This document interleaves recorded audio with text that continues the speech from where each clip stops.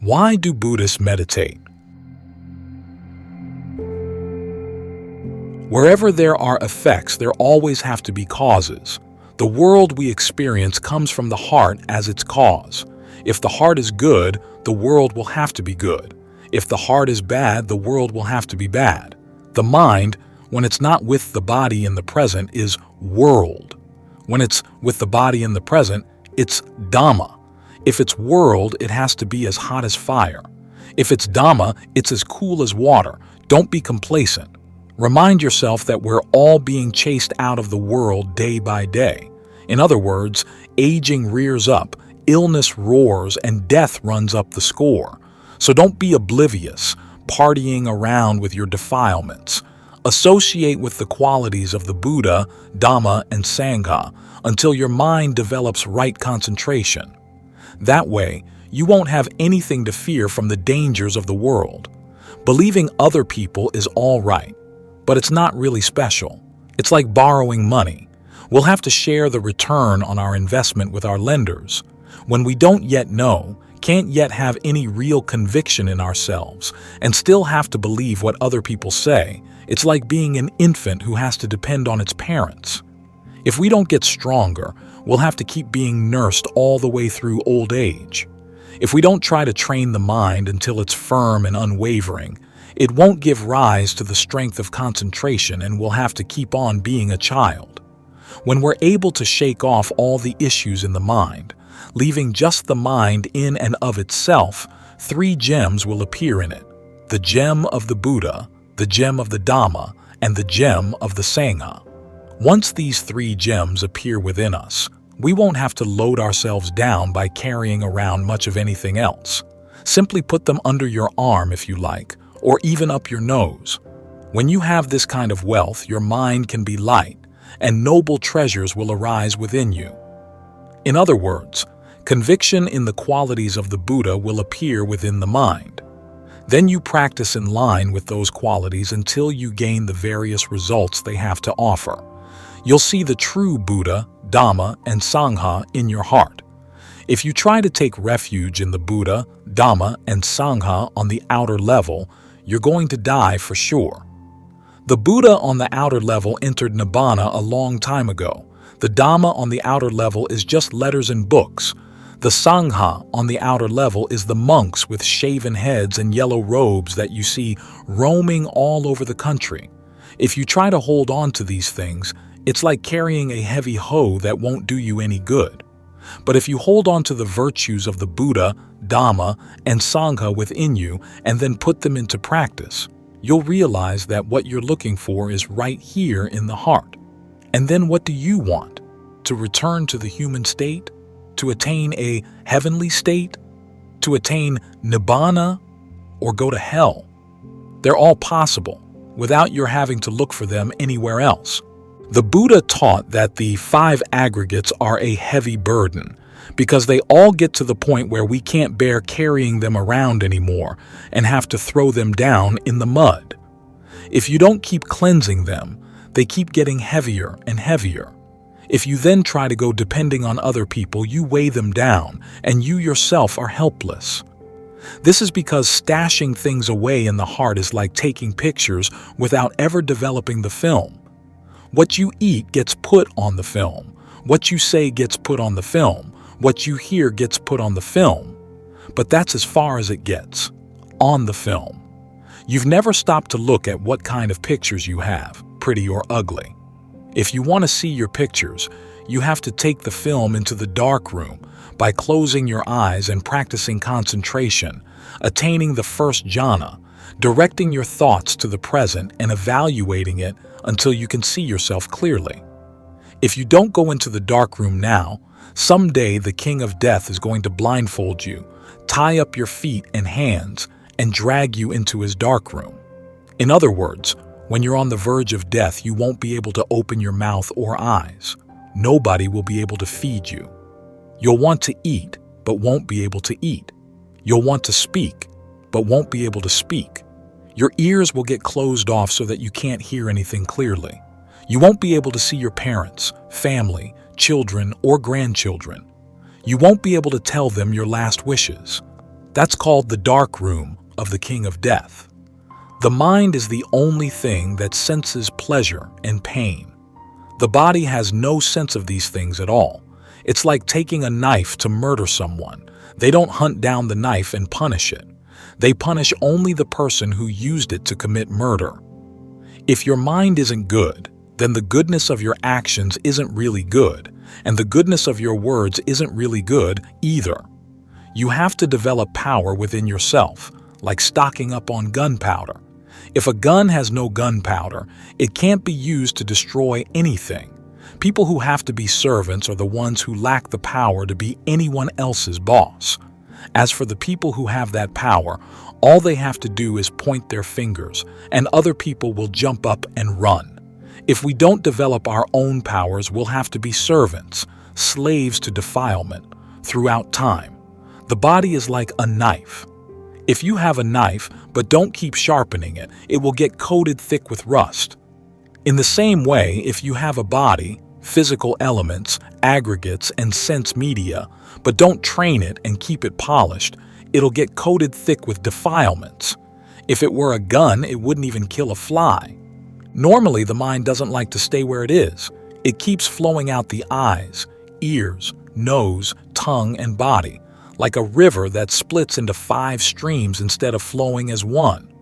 In a river like that, the force of the current is weakened and can't run at full strength. In addition to flowing out the 5 senses, the mind also leaks out through thoughts of the past and future instead of staying firm in the present. This is why the mind has no peace or strength, because it never gets to rest. When the mind loses strength, the body loses strength as well and won't be able to succeed at anything. If the mind doesn't stay with the body in the present and instead wanders around exposed to external perceptions, it's bound to get into all sorts of difficulties, just like a person who doesn't stay in his house and instead goes running around outside. He's bound to be exposed to sun and rain, and he may get run over by a car or bitten by a rabid dog.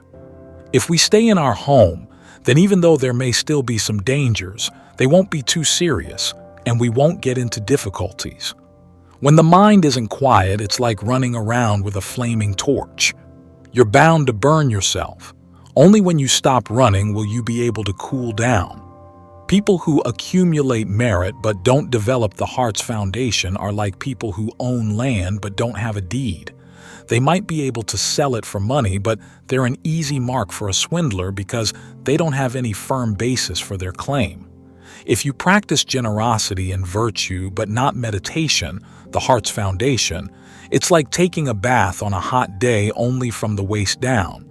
If you don't bathe all the way from the head on down, you won't get totally refreshed because the coolness doesn't go all the way to the heart. External merit, generosity, and virtue is like the skin of a fruit. Internal merit, meditation, is like the flesh of the fruit. You can't have one without the other.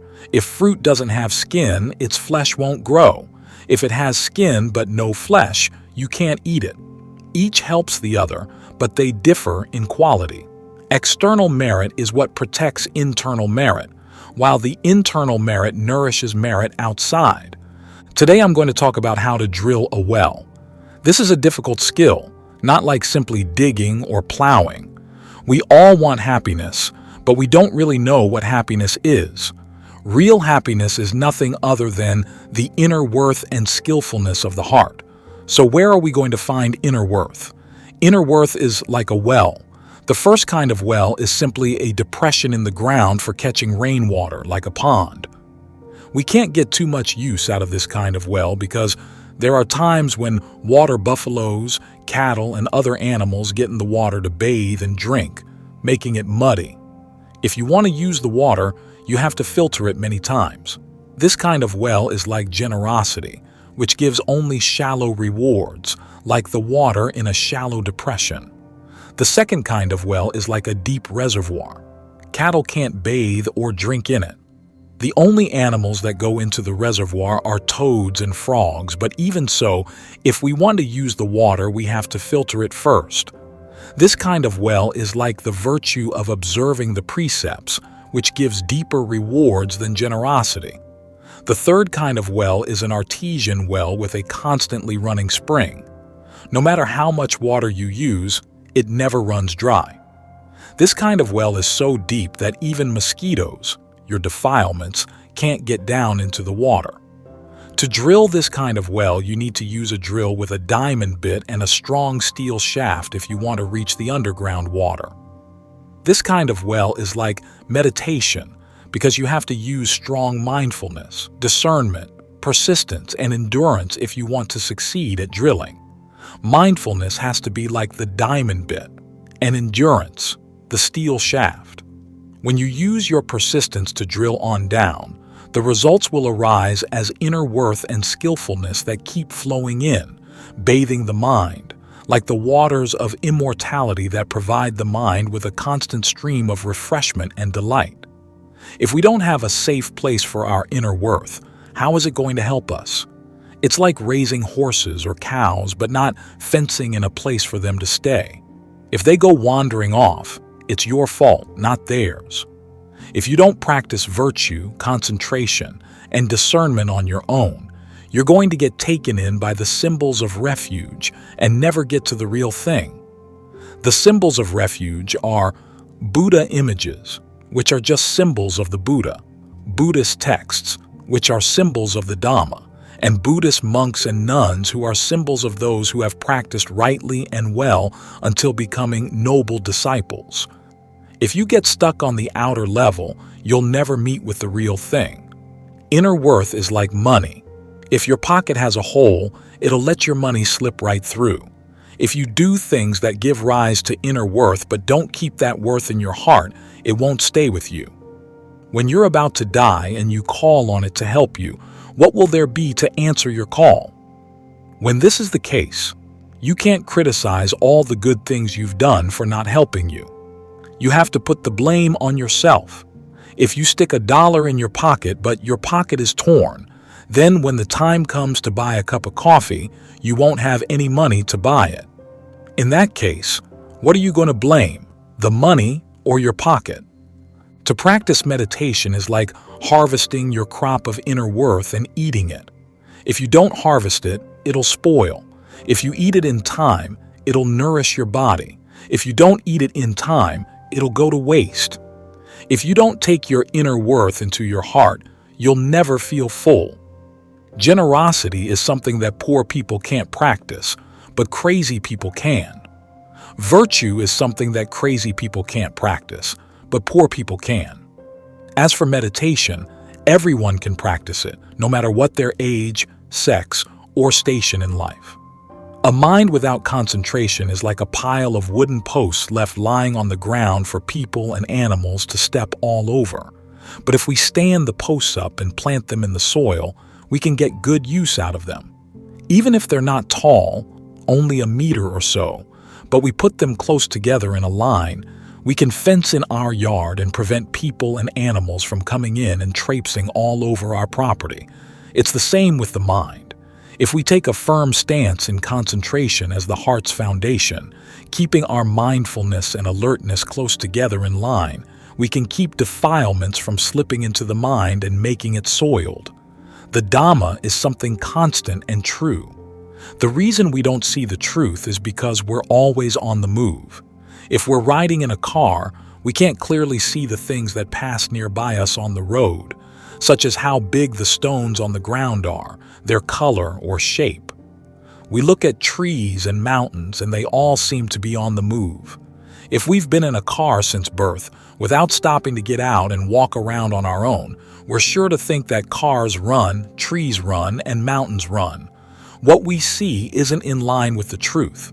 The running is in us, in the car, not in the mountains and trees. Whoever develops concentration will end up with 3 eyes. In other words, your outer left eye will see good things, your outer right eye will see bad things, and they'll send them into the inner eye, which will remain normal. You'll also have 3 ears. Your outer left ear will hear praise, your outer right ear will hear criticism, and they'll send them into the inner ear, which will stay normal. This is how you can receive all the guests the world sends your way. As for the eye of the mind, intuitive insight, it will receive your defilements. Once it really understands them, it will be able to send them packing. That way you'll be able to live in the world without suffering. If you really apply yourself, you can accomplish all kinds of things even with a single pocket knife. In the same way, if you really apply yourself to making the mind still, you can get much better results than a person who studies and memorizes hundreds and thousands of texts. Making the mind still is something we can all do. If it were beyond our powers, the Buddha wouldn't have taught us to do it. The paths and fruitions leading to Nibbana aren't the property of stupid people, and they don't belong to smart people either. They belong to those who are true and really determined in developing goodness for themselves. The body is like a mountain containing all kinds of minerals. There's gold, silver, and diamond ore buried here in this rock. That is, the unconditioned is in here.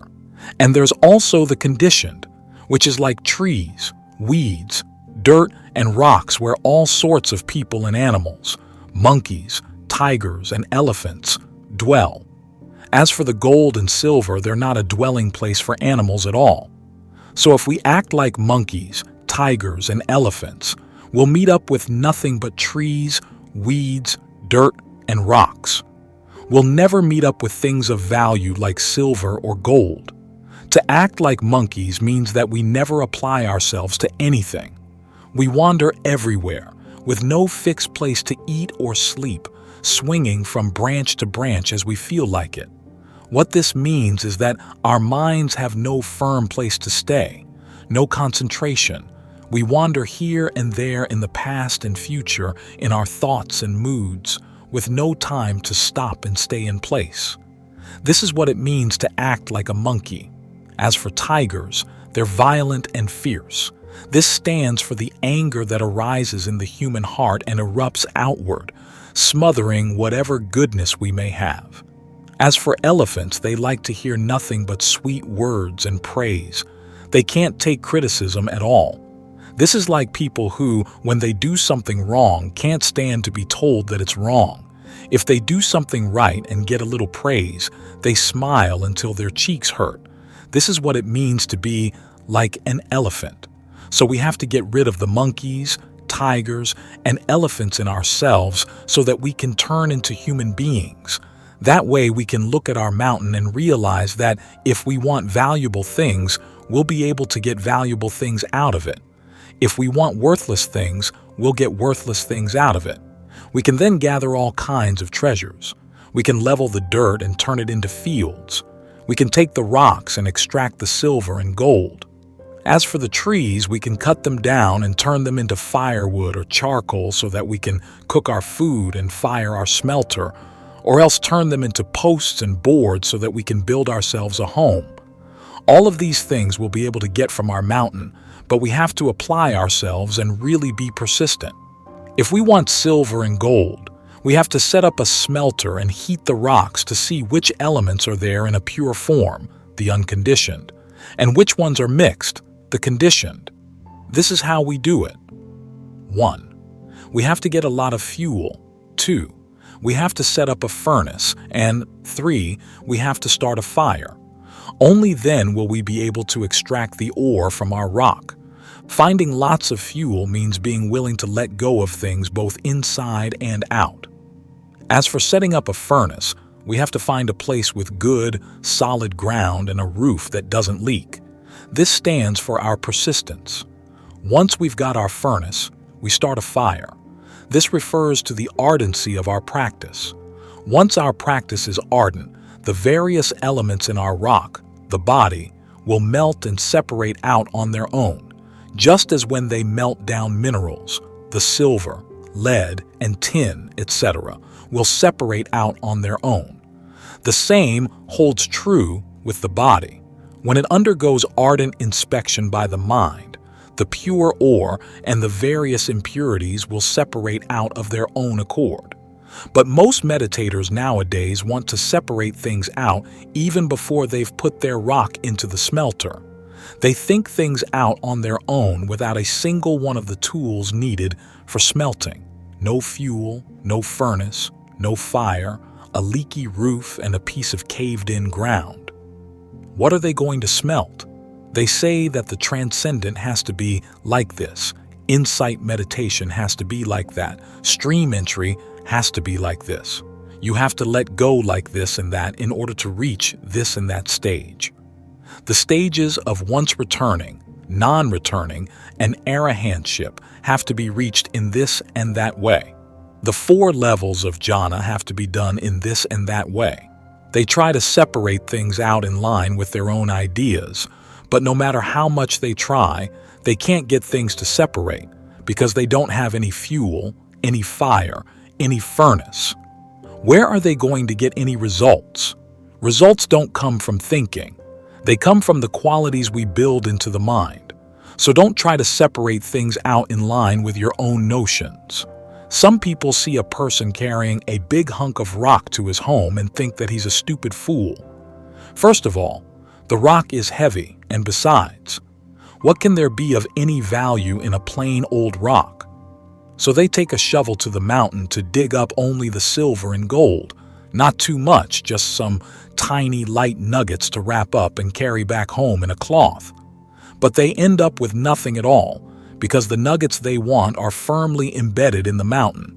They'll need more than a shovel to get them out. As for the stupid person, as soon as he gets home, he clears out a space, builds a furnace, gathers fuel, starts a fire, and throws the rock in.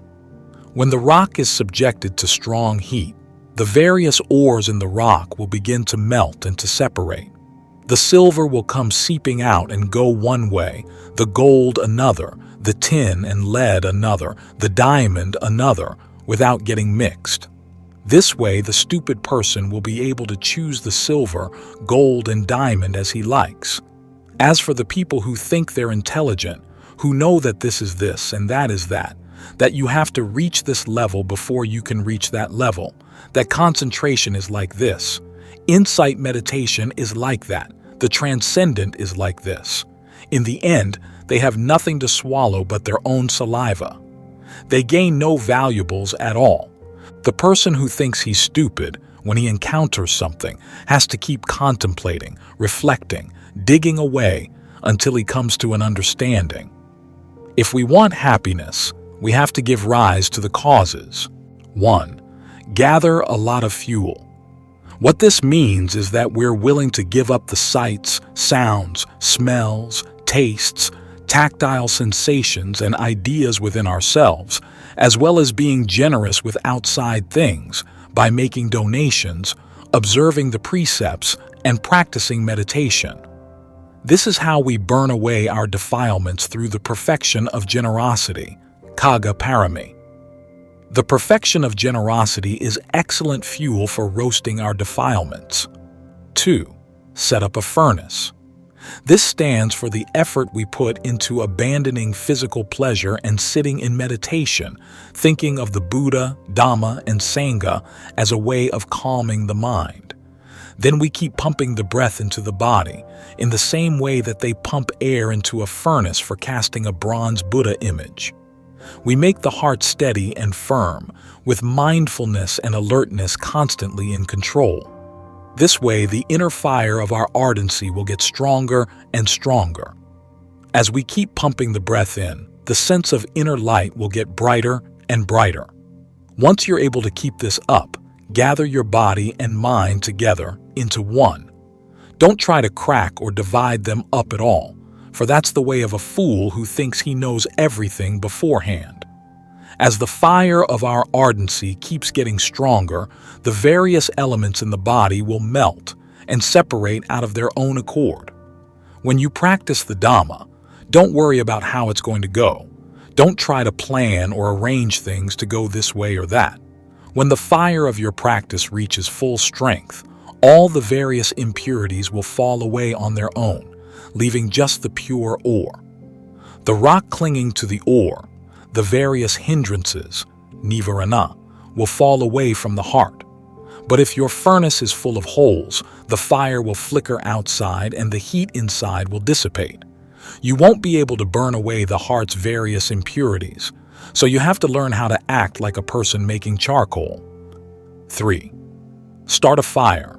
When people make charcoal, they start their fire and then close off their furnace, that is, we close off our senses, leaving just a tiny air vent, that is, our nose. With the furnace entirely closed off in this way, the wood they place in the furnace won't burn up or turn into ashes. When they finally open the furnace, they'll find hard, high-quality charcoal.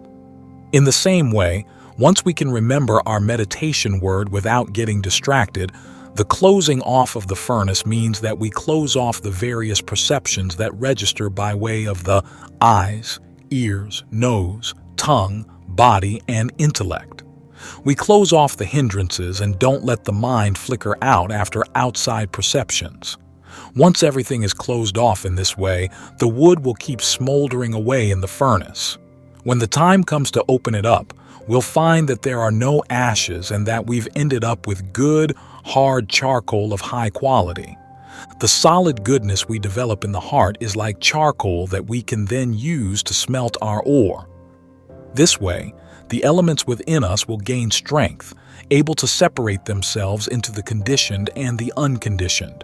Once we give rise to the 4 stages of jhana, unskillful mental states, the rock, will separate out and fall away.